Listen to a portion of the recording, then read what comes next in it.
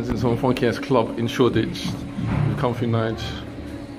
You can see we've got Grace Jones on the wall. If you lot don't know about Grace Jones, you better Google that. She is a tough, deep woman. And big up Nightclubbing. Amazing album, Grace Jones Nightclubbing. Yeah, everything's of Grace Jones. It's crazy. My man's got the Grace Jones hairstyle there as well. It's madness. We're deep down in Shoreditch. Is that the entrance right there? Yeah, man, just go in there, man. Go into Grace Jones's face. Nice.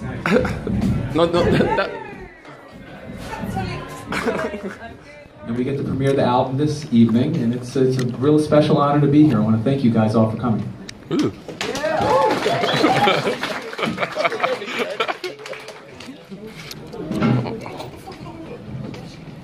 That's nice.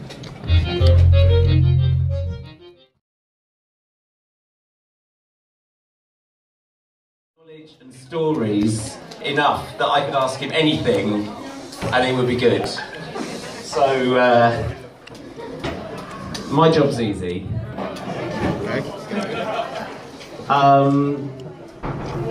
I mean, the first thing is, you know, you've been involved with putting this record together for such a long time. Everyone here, I heard it for the first time not so long ago. People are hearing this album for the first time. Can you enjoy it as an album? Well, yeah, of course. I mean, especially listening to it loud, you know, in a club, even though everybody's sitting down. It's you know, it's an experience. It's a record that this great visionary wanted to see through, and you hear it in its entirety. It's incredible every time. Sure, but having heard the pieces over and over in different forms and different formats, was there a point when it came together and it felt like a record? When was that? You know, it was about like a couple weeks before we turned it in, you know, honestly. But really, like every record, you know, Dilla made this record in a period of about a year between 2001 and 2002. And he did it quietly on his own. He was given money by MCA, and he built his own studio and decided he would do this entire record in Detroit. And he wouldn't ask anybody for advice. He wouldn't ask for permission. He would just do this, right? So even though I was a part of the process early on, because I was running Stone's Throw, which is a hip-hop label, been around since '96. I started running in 2000. I've been coming to London for 16 years. I feel like an honorary member of the city at this point. You know? Drink some tea. Yeah, so I was running Stone's Throw, and when we got the call to send Madlib out to Detroit to work with Dilla, because Dilla had $25,000 to pay him for a beat, we thought that everybody had to be joking. It couldn't be possible. But he was using his money to fund a record like this. And so even though we were aware of it, we didn't really know the import of what was going on. And when I spoke with him about this record in the hospital in the last year of his life, and we talked about it being like an album that could eventually come out, and he acknowledged that that was possible, I didn't think it was going to take 10 years. But I did think that it was going to take a long time, especially after he died, and he hadn't given me much direction as to what the record was supposed to be, to feel it out, you know, and make sure that it felt like him, like to verify his intent as best as I could for this album.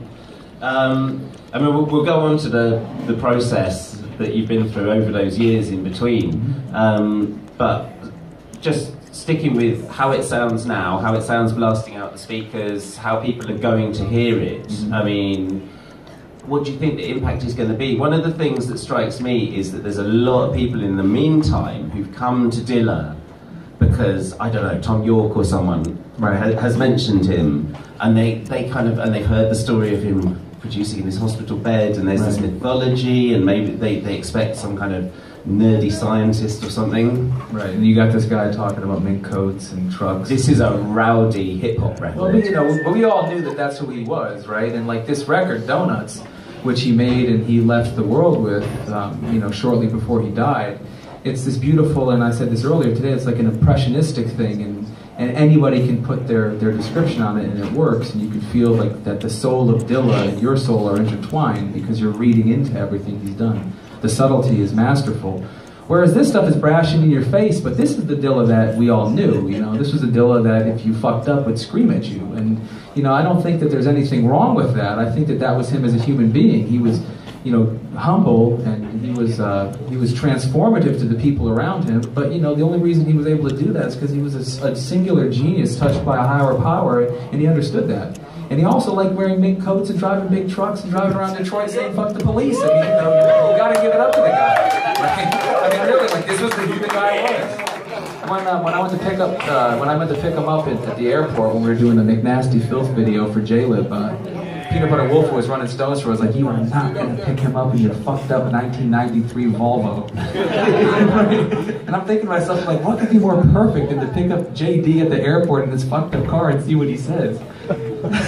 You know what I mean? Like, and he was actually very gracious about that. Got in the back seat. Very kind about the car. It's good to know. But I mean, this is the thing about him, that he represents this kind of meeting point between so many things within hip hop and outside hip hop as well, and from the very experimental to the just straight down the line, hit you in the face impact that hip hop has.